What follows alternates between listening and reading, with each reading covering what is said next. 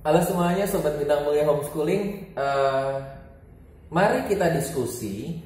Menurut Anda semuanya, sekolah yang bagus itu seperti apa? Toh?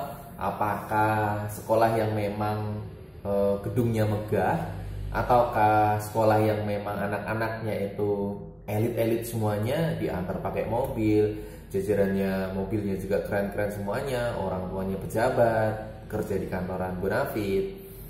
Apakah itu semuanya bisa dikategorikan sebagai sekolah yang favorit? Menurut Anda gimana? Yuk kita diskusi, kita ngobrol.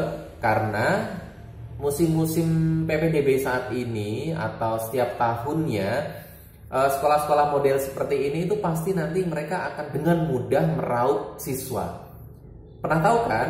Kadang itu belum sampai di bulan-bulan tahun ajaran baru, mereka itu sudah tutup pendaftarannya.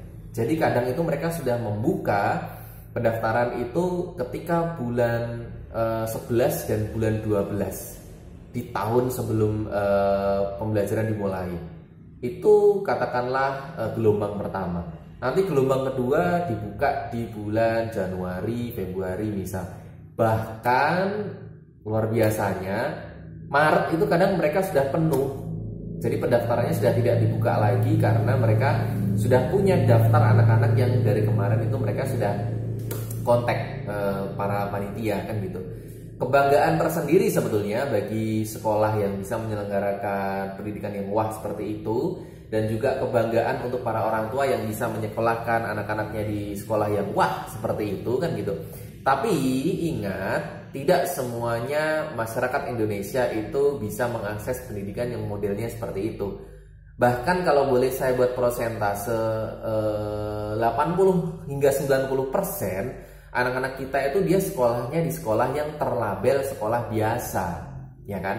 Nah, kalau model seperti itu kita langgengkan pendapat yang pertama tadi bahwa sekolah yang berkualitas atau sekolah favorit itu adalah sekolah yang deretannya wow semuanya, maka sebetulnya Indonesia ini menunggu kehancuran generasi muda. Kok bisa? Ya tadi itu, karena 85% hingga 90%-nya itu semuanya sekolah di tempat sekolah yang biasa. Nah, kalau sebanyak itu dia sekolah di tempat biasa, yang katanya sekolah biasa nggak punya kualitas yang bagus, daya tahan untuk survive-nya dia juga nggak bagus, ya tinggal nunggu aja Indonesia itu dia nggak punya generasi muda yang bagus. Generasi muda yang bagus cuma segelintir doang, nggak bisa kan? Maka hindarilah memilih sekolah dengan model melihat infrastrukturnya, ya, gedung, layanan, fasilitas sarprasnya, hindari. Itu menjadi salah satu faktor utama yang boleh dipertimbangkan, ya. Tapi itu bukan yang utama dan satu-satunya.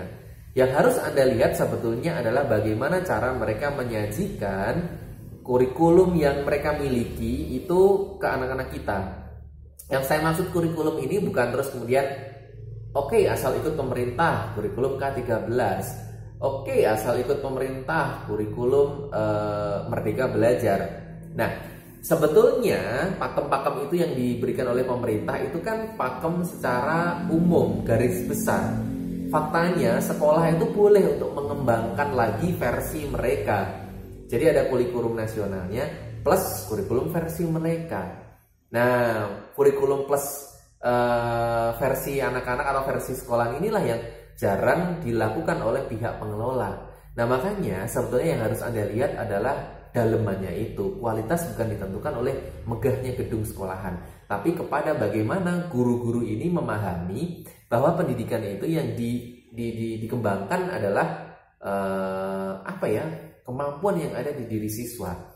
Anak-anak ini memiliki intan berlian yang ada di dalam diri siswa, yang menunggu untuk ditemukan, yang menunggu untuk diasah, digali, sehingga nanti ketika sudah saatnya intan berlian ini muncul.